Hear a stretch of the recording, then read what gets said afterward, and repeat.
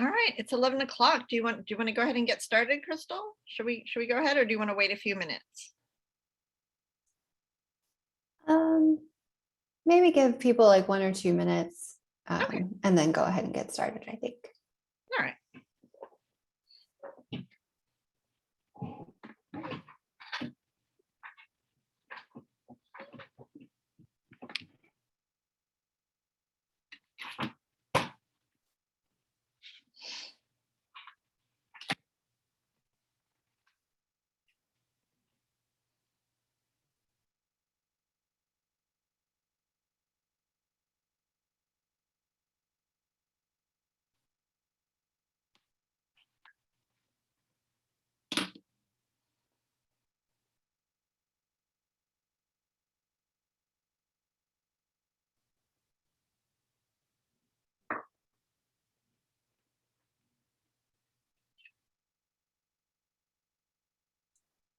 Okay, Kelly, I'm not seeing anyone else coming in, so I think we can go ahead and get started.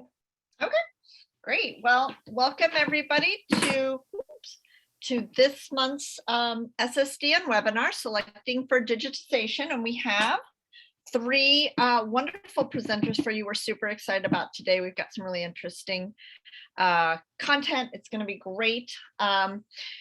As you signed in, you probably got the warning that this is being recorded, but we just want to reiterate that in case anybody has a problem with that. And like I said, we have 3 speakers, and we're going to go ahead and hold all the questions until the end. We're leaving time for discussion, but feel free, so you don't forget your questions, to pop them into the chat as we go, and then we'll get to them at the end. And we'll also unmute people and let you ask questions if you don't want to type them in at the end as well. So this is presented by SSDN, which is the service hub for the state of Florida for DPLA. And we didn't, Crystal, we didn't talk about anything upcoming, or if we wanted to announce anything upcoming. I don't know if anything is upcoming actually, but anyway, you can always go to the SSDN website and look.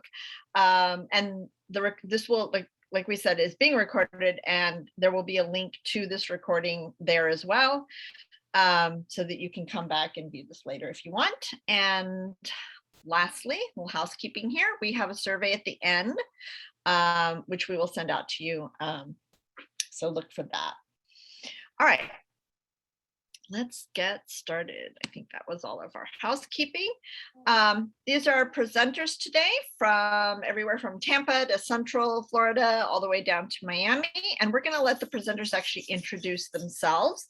But we wanted to give you a little preview of who and where. And I think we are starting with Jenny. So take it away, Jenny. Hello, everyone. My name is Jenny Tolbert, excuse me, and I'm a librarian with the Tampa-Hillsborough County Public Library. I work with all of our digital collections exclusively. And that involves selection, project management, description, anything that has to do with content DM, whether it be training or troubleshooting. Really, all of our digital collections are handled with my position. Did you want me to just go ahead into my presentation, or was everyone going to do their own introductions first? Yeah, everyone's doing their own introduction with their slides. So you can, okay. So you can go ahead. Sounds good. Okay. I'm really excited to be included in this. Could you go back 1 slide, please?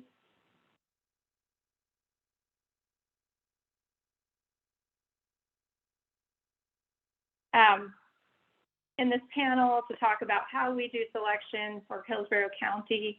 I do think it's important to acknowledge that this last year and a half has not been business as usual for our libraries or for our staff.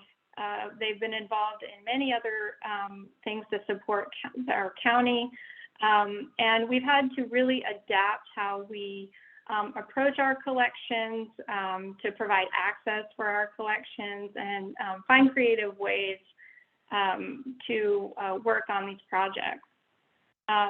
But also a great thing that's happened in the last year and a half is that there is a renewed interest in digital collections, really anything digital. So we're really excited to really have the support of our community in going forward with selecting our collections.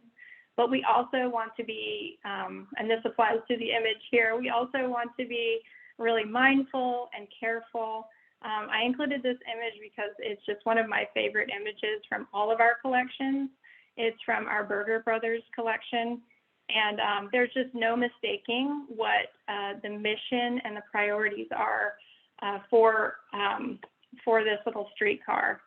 I think it's something that we can take into our discussions on collections, that we are very clear about what our priorities are and what we want to digitize in the future. Next slide, please. So a little bit of background about our collections. We started in 2010 with our Berger Brothers collection. It's one of our largest and most widely used collections. If you aren't familiar with the Berger Brothers, they are found in a couple other institutions. USF has some of them, but local photographers shot pictures in the Tampa Bay area and Florida from the late 1800s to the 1960s. So there's just a wealth of information about daily life and Tampa history in that collection. So we started with that collection, and since then we've built 12 collections, largely without any formal digitization department. Most of our collections were created and contributed to by staff members who had many other responsibilities going on in their libraries. So often the selection for these collections centered around either a special event or a celebration. For example, our library history collection came about in 2014 when we were going to celebrate our centennial. We had a lot of materials that had accumulated over the years, and it became a priority to digitize those, and also for the community to bring in their memories and images so we could really build a collective memory of library history. Next slide, please. This is our current digitization staff. My position is full-time, and I oversee everything that has to do with digital collections. We have several staff who work in our branches with physical materials. We have staff at our African American genealogy and history library at our Saunders location. We have our Florida Sentinel Bulletin collection that's at the C. Blythe Andrews Library. And then we also, of course, have our downtown main library that has our Florida history and genealogy. And there's lots of genealogical resources there. That's where our Berger Brothers photos are, microfilm, lots of different items there. But they work part-time, and of course, you know, with the last year and a half, you know, staff time has been stretched thin. So they work on it when they can, and as I said, they've been working creatively all throughout this time to work on various projects. Volunteers, we really haven't had many over the past couple of years because we couldn't have people, we couldn't have the community in our library. But right now we do have one, we do have one volunteer from USF. He works 6 hours a week and helps us to process the collection and hopefully to digitize. So I would say when we're thinking about prioritizing a collection, this is our main resource that we have to think about. Staff time is at a premium right now. Next slide, please. Briefly, I'm just going to mention our mission and strategic plan. I won't read the whole thing, but any digitization project that we're going to be doing needs to align with our mission and strategic plan. What you really need to understand about this is just that we are here as a mirror for our residents to support their local creativity, our local history, to help them in their genealogical research, and to work with our community partners to make those collections happen. Next slide, please. So when it comes to our criteria, where we give priority for digitization, this is the general overview.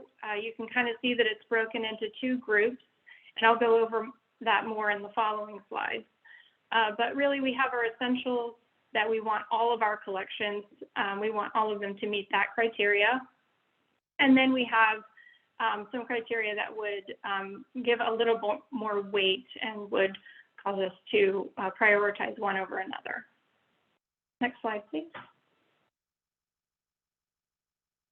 So when it comes to our non-negotiables, we are really looking at materials that are relevant to our community. We want to make sure that we're focusing on Hillsborough County, the Tampa Bay area, possibly Florida, if maybe it would fit in somehow and be related to our residents. We want to make sure that there are no restrictions, that we've been given permission to digitize these items and make them accessible for everyone. We want to make sure that our collections are unique, that we're not going to find them in another location. For example, we wouldn't digitize newspapers that we could find in our databases. And we also want to make sure that we can support the format. Content Dam can support most of them, but we also want to make sure that we're not doing a lot of conversion on our materials for a massive amount of items. We really want to preserve our staff time. Next slide, please.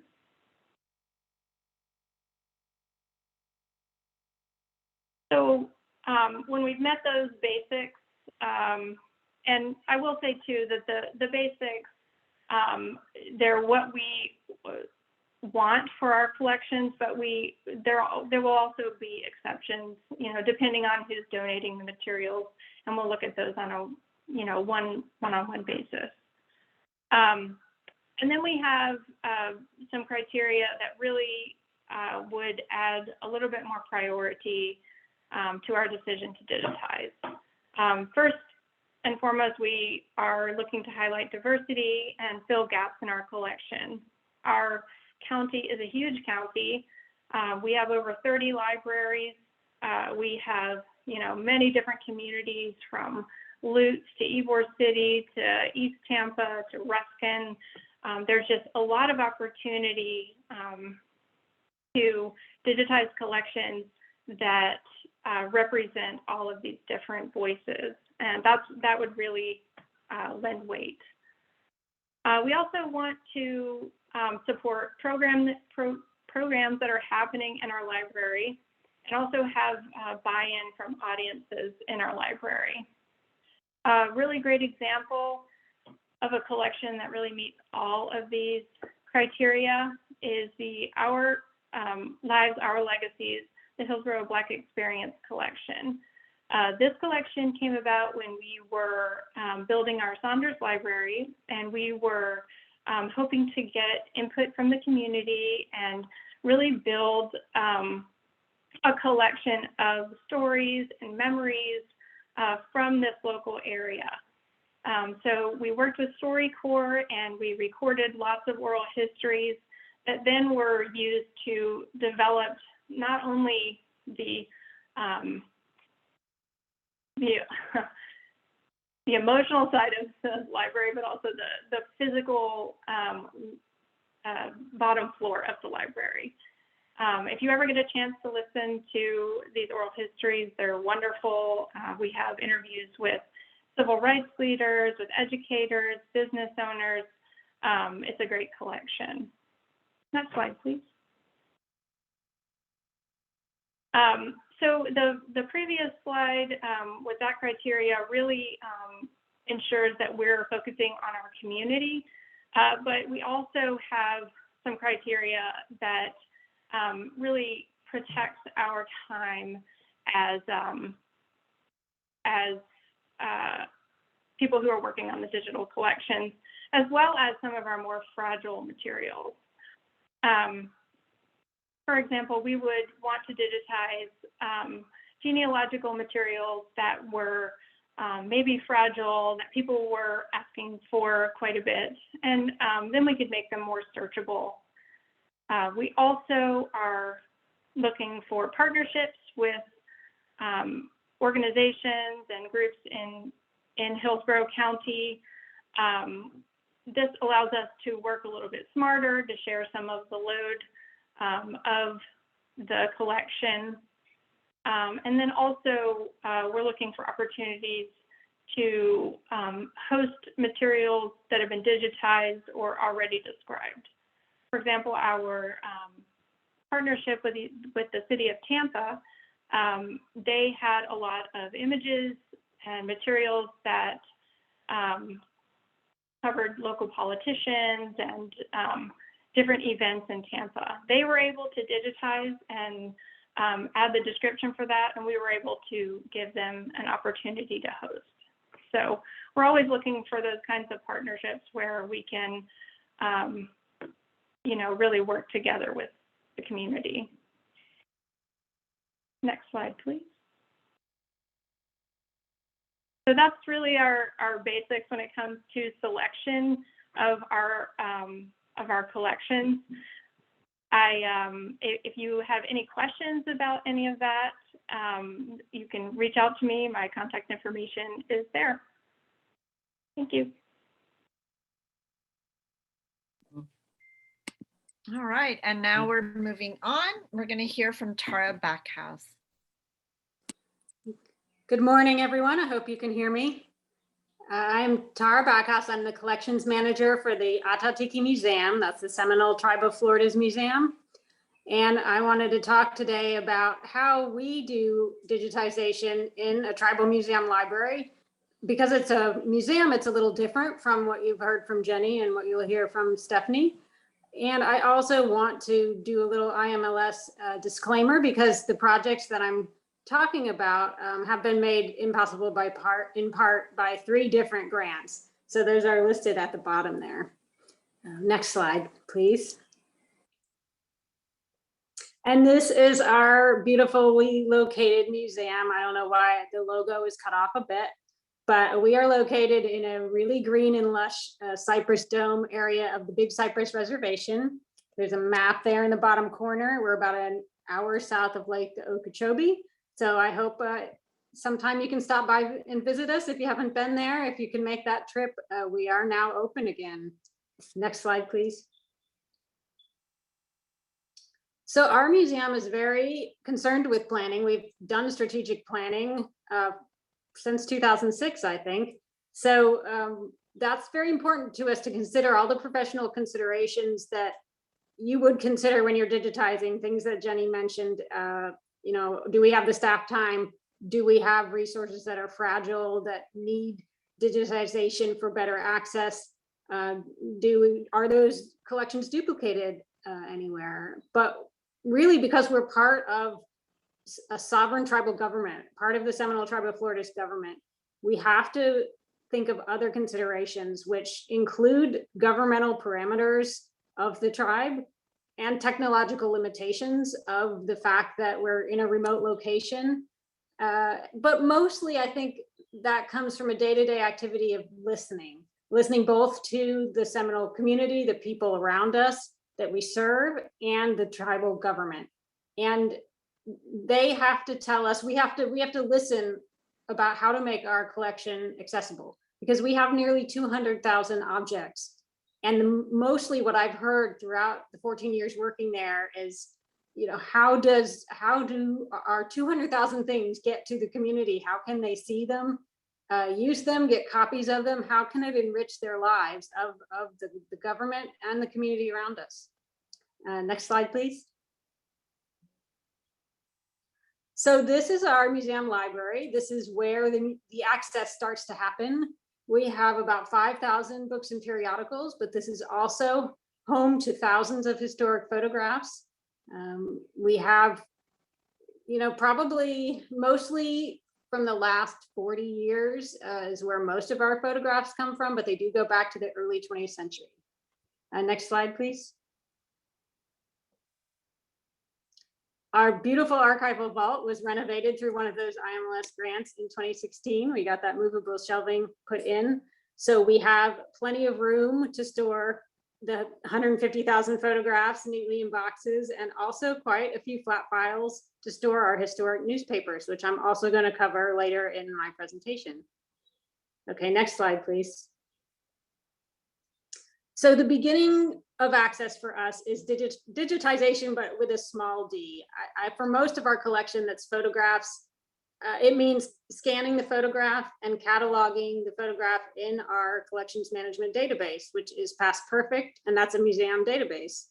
And that is the most basic thing we can do. From there, we can put it in our online collections through our website. So people from home can search through our photographs and other objects, because we don't just have photographs. There are a few thousand dolls, baskets, pieces of art, and a lot of thousands of documents and oral histories, maps, letters, newspapers.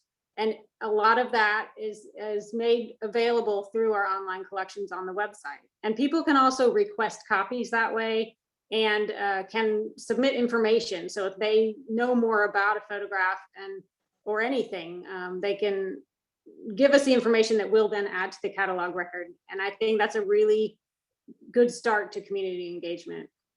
Next slide. But it's far more important to get the photos physically out to people. The way we start that, whenever you have hundreds of thousands of photographs, you have to start somewhere, and you have to organize them by subject or event, date at least. So that is the beginning point. We do work with people in the community who help by knowing more about the dates and events and people in the photographs. And this basic organization is what we have to do in order to create any kind of access. Next slide. And I just wanted to show the variety of the kinds of images that comprise most of our collection. They were taken by the Seminole Tribune, which is the tribe's newspaper, and the Seminole Tribune has been taking photographs of every single tribal event in everyone's lives since the 70s or 80s, and we have been entrusted with most of their photographs, and we're still cataloging them. So we just have to work at cataloging more of them and scanning more photographs, because we still have thousands that would mean something to people, and they're not at all accessible right now. So that really has been the biggest push of our digitization over the last decade. Okay, next slide. And a big part of that access, once it's in the database and on our website, is to get it to people who don't necessarily want to sit at a computer and look at photographs. So we print out select photos from our database, make binders out of them, and then we're able to take them to senior centers or other events on all the 7 reservations that we work on. And that way we're not insisting people come to us and do it on the museum's terms. We've really tried to adjust our strategy to make it work for the community or the government or anyone who wants to access our collection, to make it work for them. Next slide. So here's a project though that I have started, and I think it falls more under digitization from a standard way, the way that libraries do it, I hope. And it is also something that is, I wouldn't say it's just my idea, because I do see a need coming from the community and the government. We have almost 600 19th century newspapers that we have because they talk about the Seminole War somewhere in the newspaper. But not only all our images pretty darn inadequate for the most part, as you can see by this example, the descriptions in the catalog records leave a lot to be desired too. So one of the grants we got for this year is to improve the catalog records. And I really saw a need to decolonize the narratives about the war. You'll notice if you read any of these that anytime the US government kills Native people, it's a great victory, but anytime the Native people win, it's a massacre. So there's a lot of really basic decolonization work that needs to happen with these descriptions and contextualization of the events that we're covering, that were covered in the newspapers. But the second part of this project, I'm currently writing a grant for that I hope we get, is to digitize the newspapers, digitize every page with fully readable text. And this is where I think the project could move to a different level of access. Next slide. So if we get the grant, we will be working with USF, with the Access 3D Labs, to digitize all those newspapers. And after that part of the project, I really hope we can get that collection onto some other shareable platform, either through the state, maybe SSDN, or maybe through NEH's Chronicling America program. I still have a lot of research to do and probably need some help to get to that point. But I'm really happy to have been included in this webinar, and I'll be happy to answer any questions at the end of the presentation. I think that's my last slide. Thank you very much, Tara. That was your last slide. So moving on, we're going to hear from Stephanie down in Miami-Dade now. Hi, good morning, everyone. My name is Stephanie Garcia, and I'm the head of Special Collections and Archives for the Miami-Dade Public Library System. Today, I'm going to be talking about digitizing special collections at the Miami-Dade Public Library. Next slide, please. So the library manages over 49 branches across Miami-Dade County, serving over 2.7 million residents. And while we have a very thorough strategic plan, I just wanted to highlight that we are committed to providing extraordinary services and experiences, collections that exceed expectation, and technology that is convenient and intuitive to our community who frequent our branches and utilize our services. And so a little bit of background, in 2017, the library was awarded an LSTA grant for nearly $300,000 to digitize selected collections, which launched the Digital Collections Department. While I do not oversee the Digital Collections Department, Special Collections and Archives does work parallel with the department, as well as our Art Services Department, who oversees our permanent collection.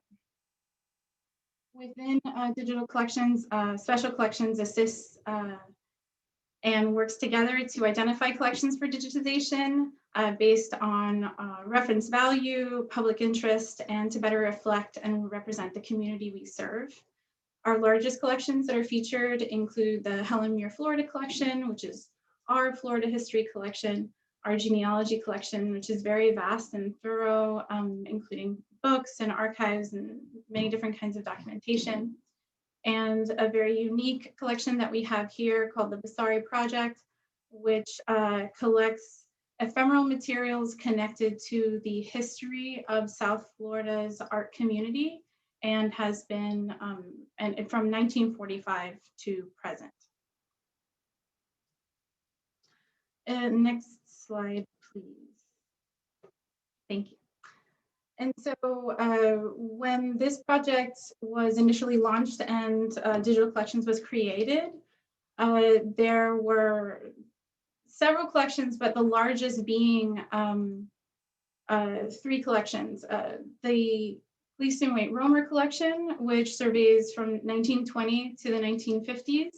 Romer was a prolific photographer and collector of photographs. And so the collection is vast with over 17,000 negatives and postcards documenting life in South Florida.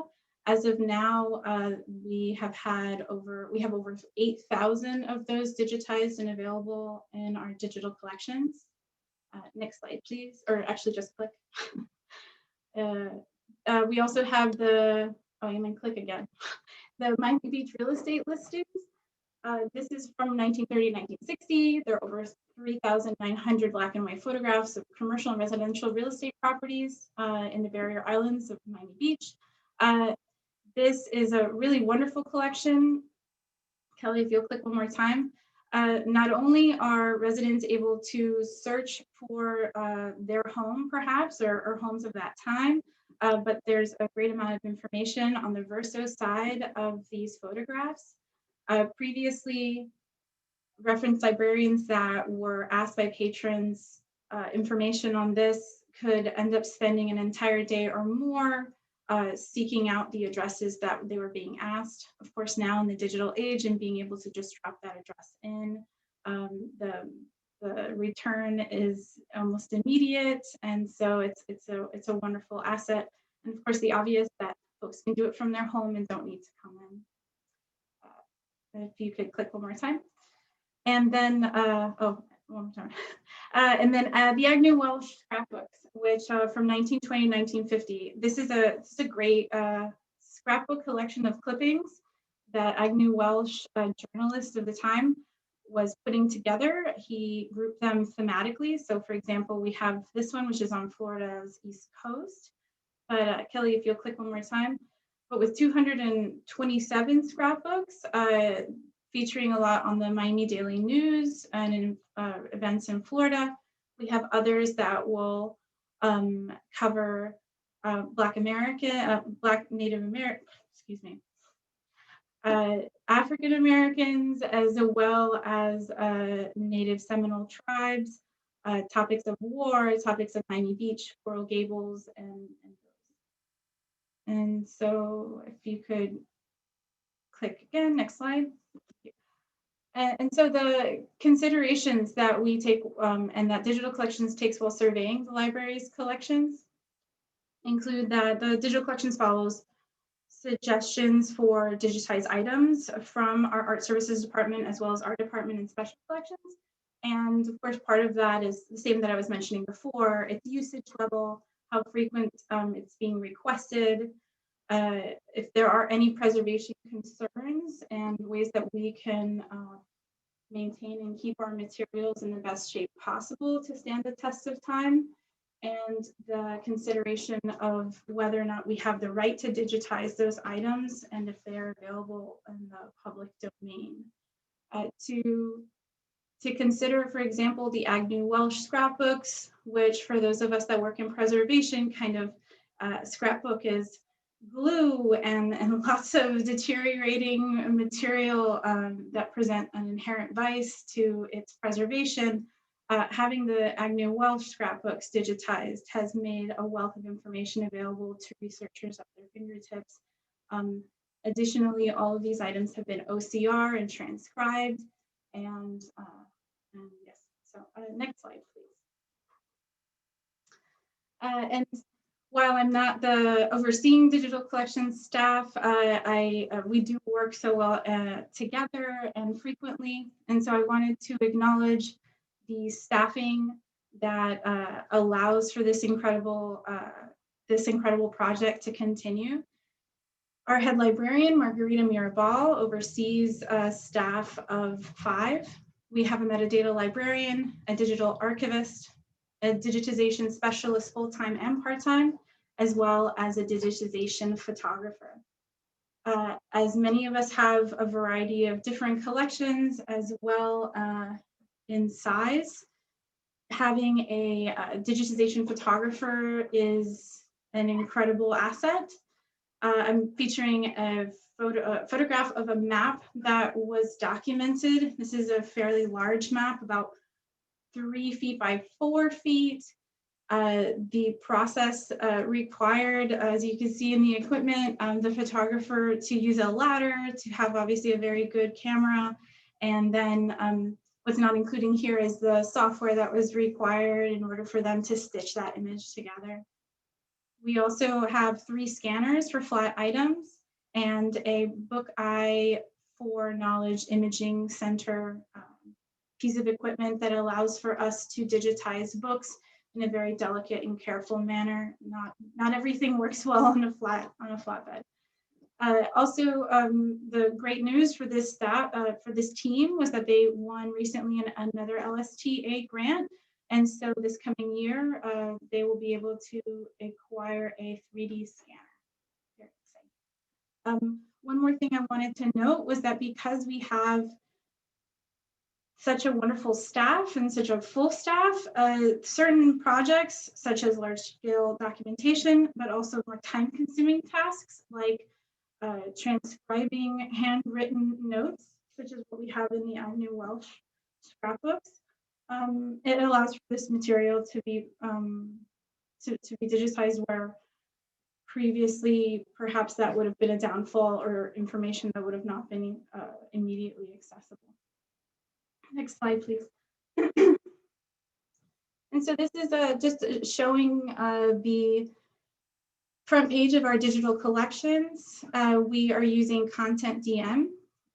We have these curated selections broken down into two groups.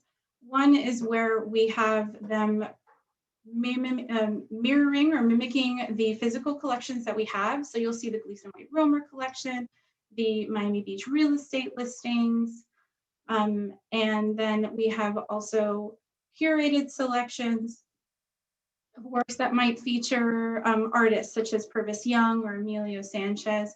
And in these cases, these would be documentations of our permanent art collection. And as I mentioned before, the Vasari Project Archive, which is the ephemera and the documentation on these artists. So combined, it really offers a contextual view into these artists and the works that they did during the times that they were alive and working, and also their collaborations with the library. Next slide, please. And so lastly, I think that this has been a really wonderful added bonus to the library system. The digitization has provided new ways to showcase the library's collections and opportunities for those that engage with it to return. Digital Collections started a blog in 2020 in January, which came at a great time. And I encourage you all to check it out. It's for the most part managed by Digital Collections staff, but Special Collections teams and librarians are also now adding to it and providing short research essays just on the things that we're investigating and looking into. They are also assisting in the execution of virtual exhibits in collaboration with Art Services, and provide high resolution files for the purposes of research, publication, and exhibition. For example, the Helen Muir, Florida collections, Gleason White Romer collection will be featured in part, a curated selection will be featured at the Miami International Airport. This was a really wonderful opportunity to share the high resolution files with them, and also ask that the exhibition labels feature a QR code so that those that see these items on view could scan the QR code and see the life of it in the digital collections and hopefully stay on to look for more. We also have started creating surrogate items from the digital collections high resolution images so that we can share them for outreach.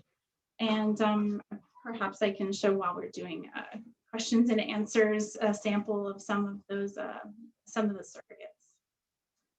So that's everything. Thank you very, very much. Thank you, Stephanie. And Crystal, I think you are monitoring chat, right? Yes, and I'm going to go ahead and ask the presenters to turn video and unmute themselves. We do have one question in the chat to get us started. However, I encourage everyone to put more questions into the chat, or raise your hand and you can turn on your video and your mic and ask your question in person. But the first question is, ooh, they're coming in fast and I lost it. Here it is. What kind of material is included or considered for digitization? Does digitization include video documentation of collections to reference condition or audio descriptions?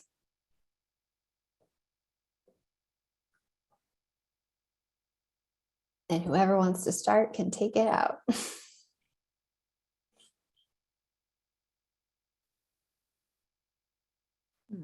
I'll start. I would say that the material that we're most interested in are oral histories and images. We would consider printed materials. We would consider most of the different types of materials as long as we had some type of plan to digitize them.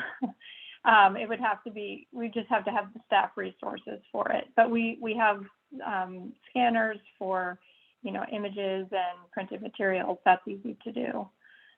Film, I think that would be a little bit more challenging. I don't believe we have a film converter, so. For the Miami-Dade Public Library, very similar to Jenny's presentation, we are considering and want to make sure that our community is being represented within our collections. So we do want to provide a higher priority to those folks that are not as highly showcased.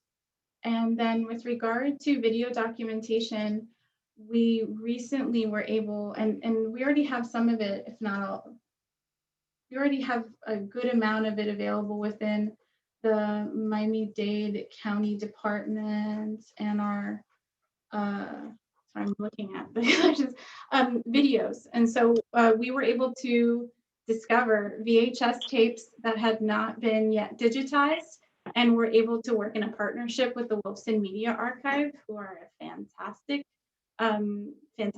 friends and partners in the past. And they were able to digitize over 300 videos for us. And so what we are working on from this point is providing some metadata for that material, and also just making sure that we have the storage space. Video is certainly takes up a lot more room in the cloud.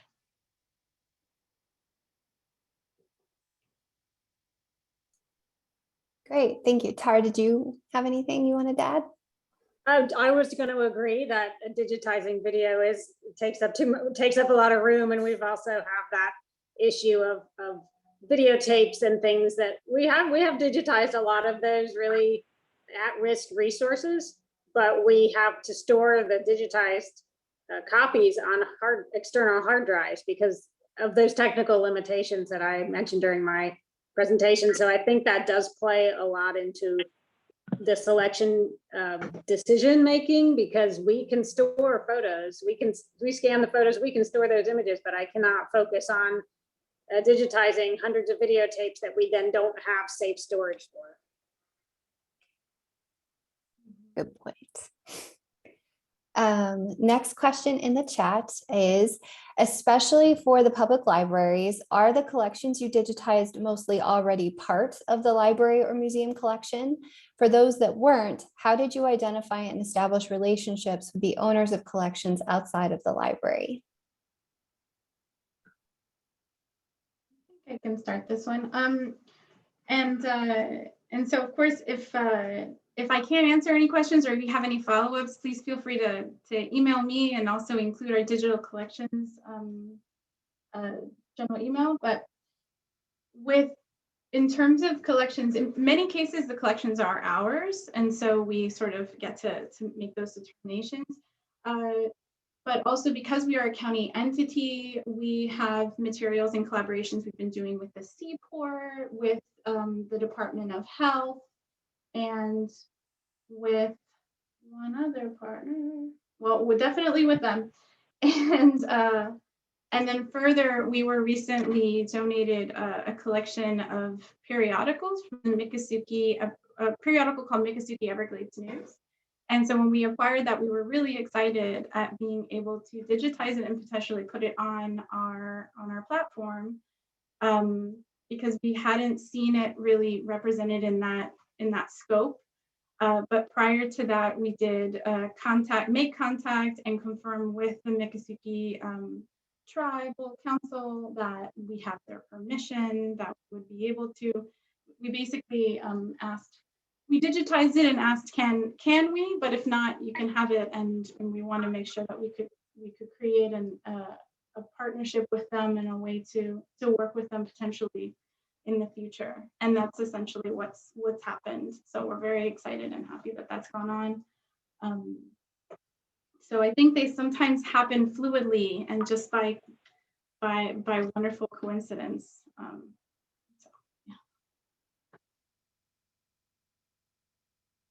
On most of our collections, our earlier collections anyways, we do have in our libraries, but we really do prioritize borrowing materials and then giving them back. We're not really, we don't really have the space to be a physical archive for most of the materials.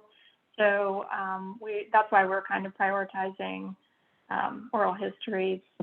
And a lot of it was, before my time, so it's hard to say what the relationships were. Some of our more current collections were members in the library who wanted to digitize their materials, or, they were other government organizations that we wanted to partner with.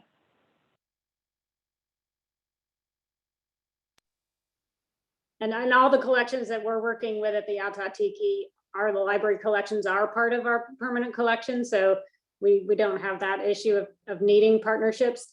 And everything is therefore owned by the Seminole Tribe of Florida. So we have internal issues with rights and legalities of how those objects can be shared.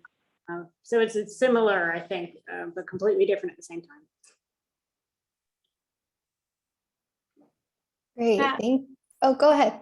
I'm sorry, I didn't mean to cut you No, off. go. So it reminds me that something that I neglected to mention, that when we did make that relationship with the Miccosukee, they did add the caveat that if once it was shared with the community and with their community, if anyone had asked for their images to be excluded, we did agree to black out and redact any of those photographs with consideration to them.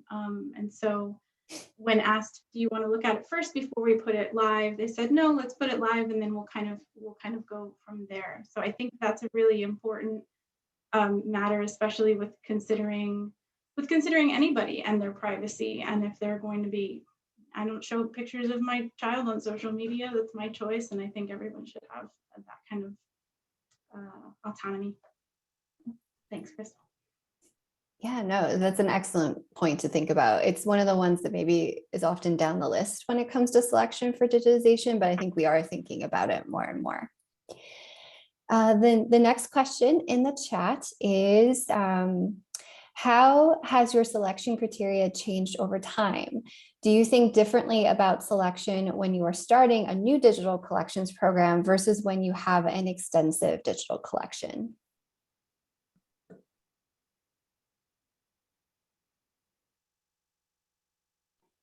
I can start with that one. I would think definitely that kind of decisions change over time. And it's really nice to be able to start a new project because those ideas are really relevant. Something that you've had for 10 or 20 years, you might just be continuing digitizing things or have a certain focus or interface that doesn't work anymore, but you don't have the chance to really assess that program and how relevant it is. And when you start something new, like the newspaper project that I'm embarking on, I feel like that is up to date with what the world needs. And then you can make those different decisions based on that.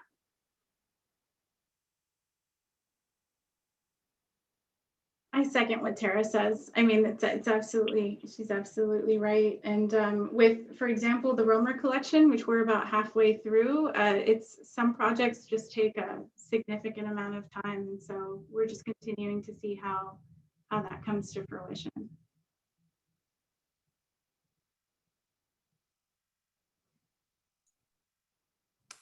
All right, we can move on to the next question. Miami-Dade has a sizable digital collection staff. Does your head librarian cover other areas or just this department? Did you say you work with the staff but are not included? Hopefully it wasn't too confusing about that. So I'm speaking on behalf of digital collections and special collections today. Margarita does only oversee that department, and they are constantly working on several projects at one time. As head of special collections and archives, what we do is we provide support, whether it's with research, metadata for items that are going to be selected. And also we end up utilizing the digital collection significantly with our research services. And so, yes, I do. We work together, but we do not oversee the same staff. On our end, we have 3 full-time reference librarians, including myself. We have a library archivist, which is a new position within the library system, and we're really excited to hopefully expand and add more folks so that there isn't as much strain on the digital collections to have to do that extra level of processing and research, and we can sort of hand them nice packages of material rather than an uncatalogued object. Hopefully that makes it clearer. Thank you, Stephanie. We have a little rephrase of the first question that we started with. So do you capture collections with video or audio documentation to make it more accessible in today's environment? For example, describing a photograph that you cannot scan because of its condition, so you can record staff talking about it.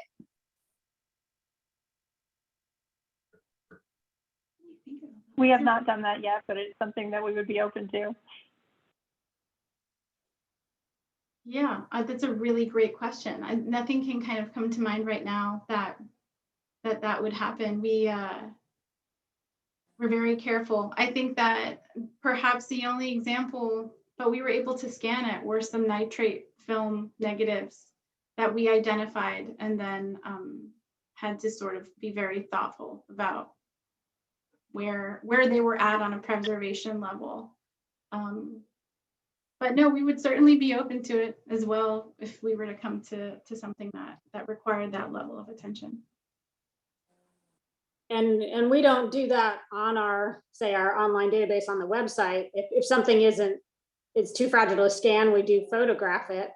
But we do things like that in different ways in our blogs and newspaper articles. We publish a lot within the Seminole Tribe in the newspapers and our newsletters about collections care and things that, like, for instance, we got a basket in recently and the conservation needed, was its own story. So we try to get the word out about our processes and how we care for those fragile items, but it's not really integrated with the digitization programs, if that makes sense. Great, thank you. That was the last of the questions in the chat. So we'll give people a moment. We are getting close to the hour, so we do want to be mindful of time as well. But I had a quick question that hopefully we can do here in the time that we have left, if nothing else is going to come in. You all spoke about taking into account potential users when you're making selection decisions. And my question there is, how are you gathering that information to make selection decisions? What sort of feedback or discussions are you taking out into your communities or getting back in that helps guide selection as you move forward with new digitization? For us, I think that happens really organically. I can't go out to a random person I meet in the street who knows nothing about museums and digitization and ask what they would like me to select for digitization. So it happens, again, by listening. I think what you need to do is spend time with your community, see what they need and how you can fulfill that need and how you have to change what you're doing to match that. We present at community meetings and we publish things in the newspaper and we have things on blogs. I mean, those are ways you can plan to get those questions out there and try to gather that information. But honestly, a lot of it just comes in organically. Yeah, I would count. Yeah, I would add to that as well. Yeah, organically, definitely. Our special collections department is younger than our digital collections, while the collections, of course, have existed before either of us.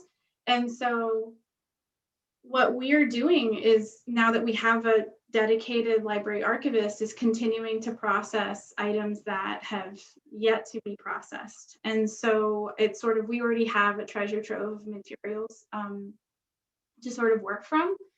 And then there's also these opportunities that we find where if we're able to acquire something and it's within the public domain, that's sort of an extra bonus. We know that it will be able to have a second life in digital collections. Trying to think if there's anything, and then also just to also agree and say that we also do this with regard to Jenny's presentation. We have exhibitions and we have new events that are going on. And so if there was a Cuban exhibition that we were going to be presenting at one of our larger regional libraries, that kind of makes a very good reason for us to make sure that we have a curated selection of works, so that potentially we could have a smart board available. I mean, one day when we're doing opening exhibitions again, we could have something available like that so that we can share more of the materials that we have. And in the interim, we can let folks know that it exists. I think we're just continuing to want the community to learn more about it and that it exists. We certainly could do more to communicate with the community and ask them what they want. I would agree. I would say that most of our collections happened organically with various organizations and supporting special events.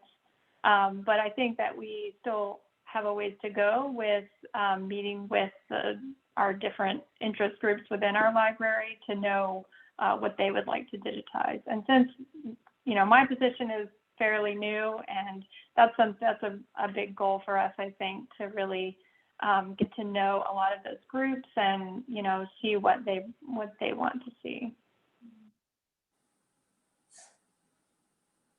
Great, thank you all. And it looks like a question slipped in. Perhaps I missed it, but what is the focus of the Miami-Dade collection? Feels like a loaded question. The focus of the Miami-Dade Public Library, as far as special collections, we have 6 featured collections, but I mentioned the 3 largest ones, which are Florida History, Genealogy, and our Vasari Project archive, which essentially is a documentation and ephemera surrounding the local arts community within South Florida, Miami in particular, from 1945 to present. And that is a collection that complements our permanent art collection, which is overseen by our art services department. Hopefully that helps. Thank you, Stephanie. And thank you all again for participating. I think that is all we've got time for today. Again, thank you everyone for attending. Thank you to our participants. It was so interesting to hear different perspectives than I usually get to hear, so I appreciated that a lot. As Kelly mentioned at the beginning, the recording and transcript will be available on the SSDN website shortly. And a survey will also be coming to attendees to let us know what you thought and also what you'd like to see moving forward from SSDN webinars. So thank you everyone again, and I hope you have a great rest of your day. Thank you. It was an Thank you. honor. Thank you. Thank you.